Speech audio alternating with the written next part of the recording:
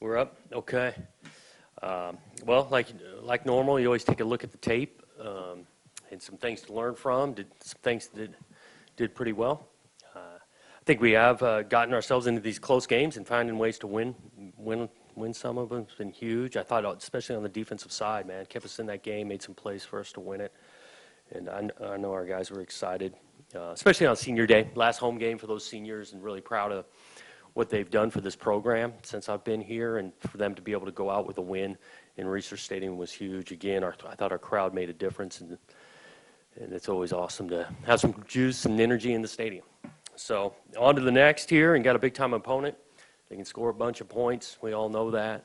Just so impressive to watch these guys on offense, and just the efficiency and the accuracy, and they keep doing the very similar stuff year after year, but so productive. And it's going to be a real challenge for us in a tough environment. Played a bunch of games up there in Martin Stadium, Pullman, Washington.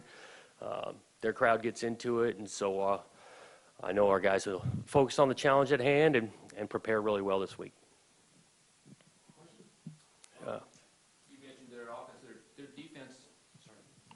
Their defense changed coordinators mid-season. Have you seen a big change in what they do or the way they do it? Not a drastic difference schematically. I do think those guys play pretty hard. They run a scheme that's not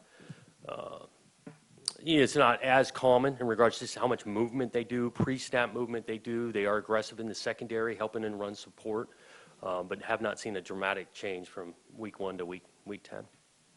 What are the challenges in facing that kind of offense?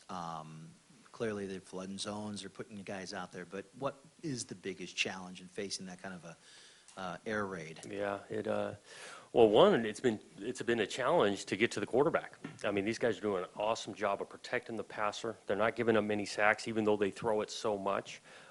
You still need to account for the run game. They got a good back who's been productive.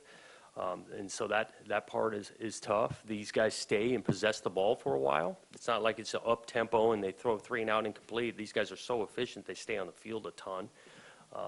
And that can be, wear you down. You're trying to rush the passer. They're out there so much. The ball comes out so quick. It can become disheartening not getting home on the quarterback. Yeah. You mentioned their running back. He's guaranteed victory. Do you take those things very seriously, or do you think maybe they disappear after the game started, or how do you view victory guarantees by players? Yeah, we don't take them ultra seriously. I just don't think we need added motivation for this game. We really don't. And I got actually a bunch of respect for him because he's a good player. But I don't think that's a huge factor in this thing. We won't deal a ton of mental energy with it. Does end of the year night game in Pullman feel a lot better being in the position you're in with 5 wins and all that you're playing for and coming off that great victory? Right. Well, it definitely feels better to be at the end of the year playing for something. And again, we got a tough opponent this week and a tough place. So, but we're excited to play whatever time kickoff wise it is. We get it at 6, and sounds like the weather might be okay. Going to be cold, but weather being okay is probably a pleasant surprise. Your defense took some criticism early in the season, played better as the season goes on. What, particularly the last 2 games, what things have come together for you, and how good do you feel heading into the last 2 games of the season with that defense? I do think we've improved throughout, really as a program on both sides of the ball, and done some things. I think those guys have continued to work and continued to learn. We've made some mistakes on both sides. And I think we've learned from those, and we've played more sound and solid as the year's gone on. I give some credit to our coaches, too, of staying consistent in their approach and teaching these guys and motivating them. And you always got some bumps and bruises, too. We've had some games where a guy's been down. That hasn't helped us in some others. But I know they've made some huge plays in a lot of our victories, whether it's turnovers, stops, red zone defense. And they again, helped us a ton last week. Usually on these Monday pressers, you offer up the injury report before we even get started. How did it look coming out of last week's game? Yep. No one, well, we're not certain on Irish. Irish might be long-term. We don't know yet. We're going to find out more today. But Who else got dinged? Oh, Dunny. Dunny, concussion protocol, we're optimistic about this weekend. And then Colby Taylor, we're optimistic about this weekend. Coach, you mentioned Irish. What about how he's come on here of late with Yeah. some big-time plays and the touchdown, what he did on that? Touchdown was huge. Yeah, it was awesome for him to make that play. You know, Hodge, it was actually called for Hodge. Hodge gets dinged the play before, and we felt good sticking with Josiah out there, and he makes the play.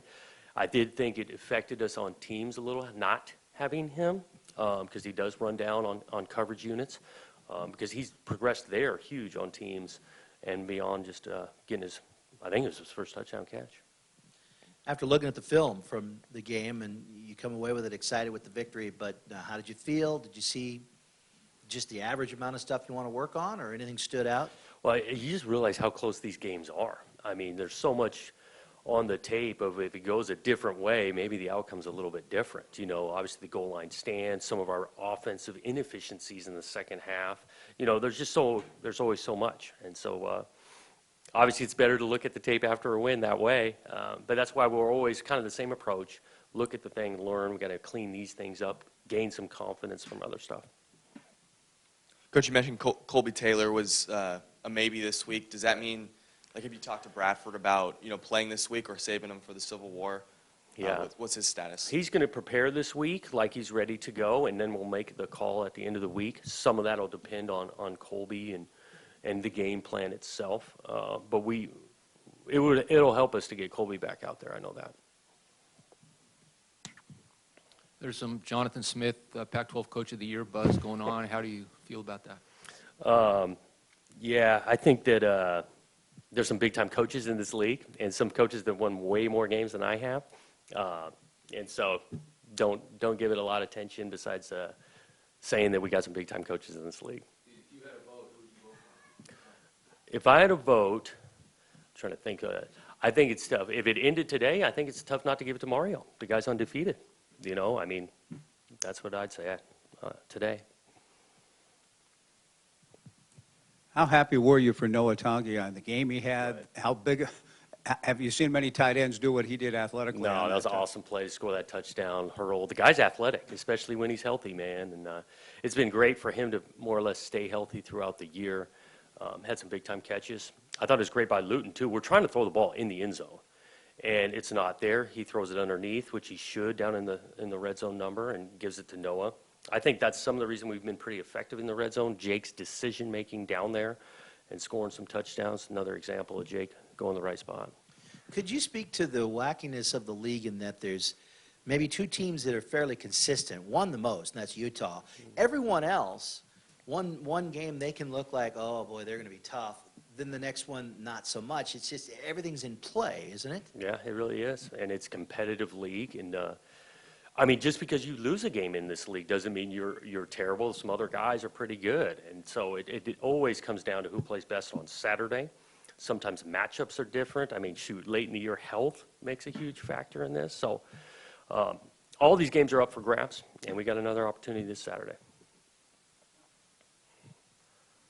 Riley Sharp's game and just what he's done as the season's gone along.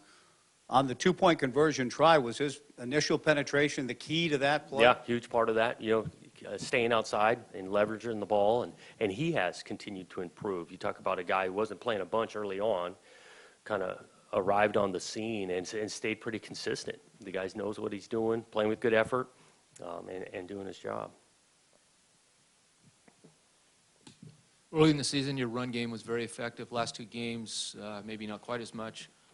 What's happening there? Yeah, I think we are wanting to stay balanced, and so I think there's a few factors. Even just looking at the last month in the run game, one, who you're playing. We've played some better opponents defensively that have made an emphasis on stopping the run. I mean, Arizona State's scheme is built to stop the run. I think that's why they're toward the top of the league. But also we can be more effective in making sure our assignments and where we're headed and blocking the correct guy with leverage, because we'd like to be more productive than we've been the last couple of weeks. What was kind of the morale of the group on Sunday during film, knowing that playing another road game, something you guys have had success doing? Right. Yeah, I mean, after a win and having two opportunities here, both of them on the road, I think the guys know exactly what's in front of them. I thought our approach was pretty similar. We got in there, digested the game, watched the tape, went out to practice, had a good, crisp practice. A lot of young guys getting reps. I mean, we kind of do the same things on Sundays, and expect them to come back to work tomorrow, ready to go. One thing on special teams, Jonathan, your second half, look, you said at halftime on your exit interview with us on the radio, got to clean some things up. You did in the second half, didn't you? It was better. It was, and we kind of went back to some of the best stuff we had done all year long on our coverage units, and it was better. Again, give those guys some credit. Now, that guy is a big-time returner, but it was better. We kicked it better. We covered it obviously better, and really the placement of where the ball is going is a huge factor in coverage. And then watching that tape from the first half, we have opportunities to tackle the guy. We just missed the tackle.